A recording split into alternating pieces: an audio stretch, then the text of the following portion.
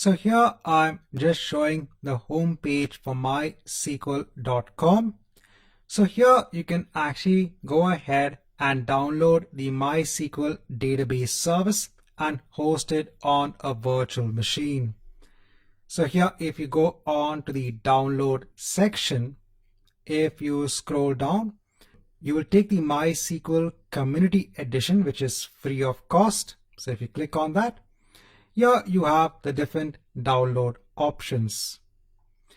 But in Azure, you have a platform has a service that is available, wherein you don't have to worry about the underlying infrastructure and you don't have to worry about installing the MySQL database software. Everything will be set up for you. So here in all resources, let me hit on create.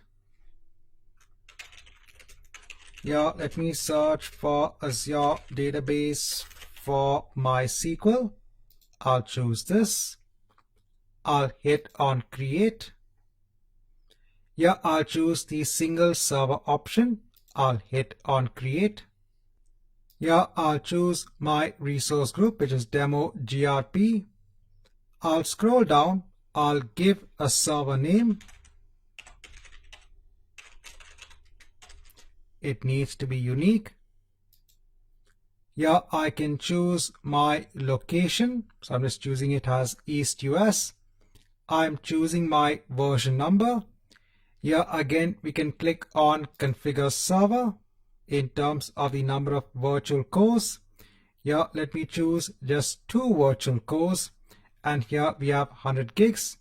And if you scroll on to the right, we can see estimate cost per month. Let me hit on OK. I'll scroll down and give an admin username and password.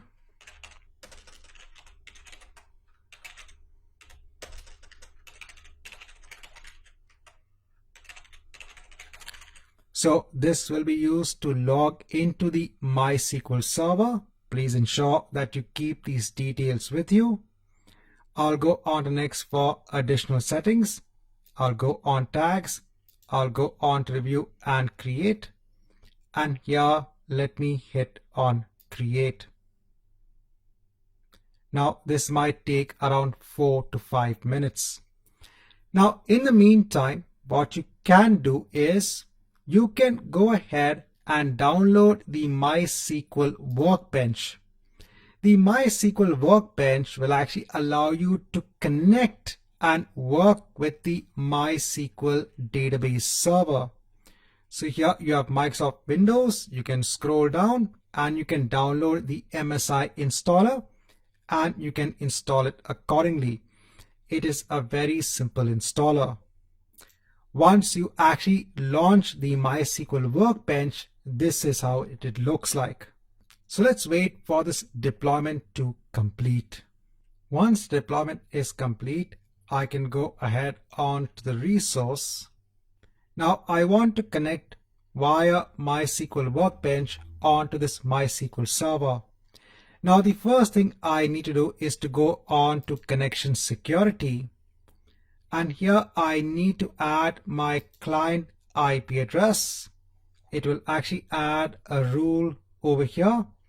This will allow my client IP address to connect onto this MySQL server. I'll hit on save. So this is an important step. Let me go back on to the overview while this is being done. Here, let me copy the server name.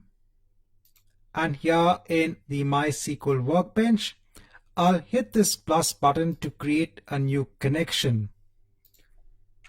Here, I'll just give a connection name. And in the host name, let me put the server name. Here the port number remains the same.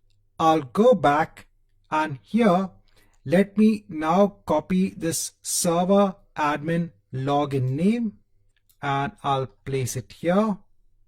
And then I need my password. I'm actually just waiting for the connection security settings to be updated. Now, once we have the connection security in place, Here in the password, let me store it in the vault.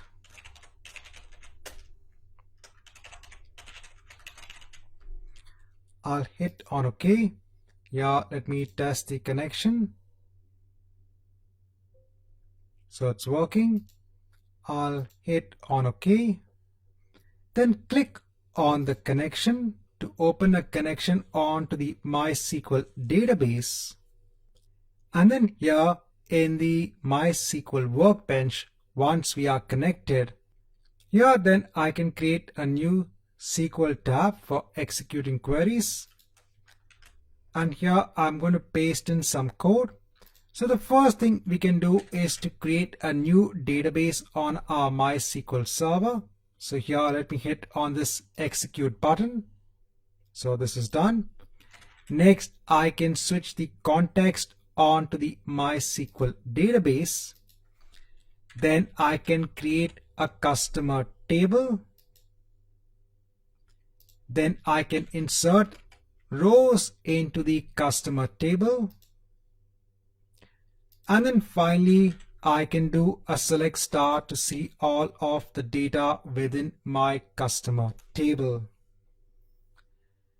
So in this chapter, I just want to go through another platform has a service when it comes to SQL databases, and that's the Azure Database for MySQL.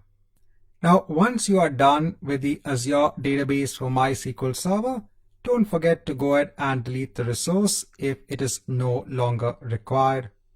So here you can go ahead and skip the feedback, and here you have to type the Azure Database name. So this is the database of app MySQL Server 1000. And let me go ahead and hit on delete, and it will go ahead and delete the MySQL server. Right, so this marks the end of this chapter.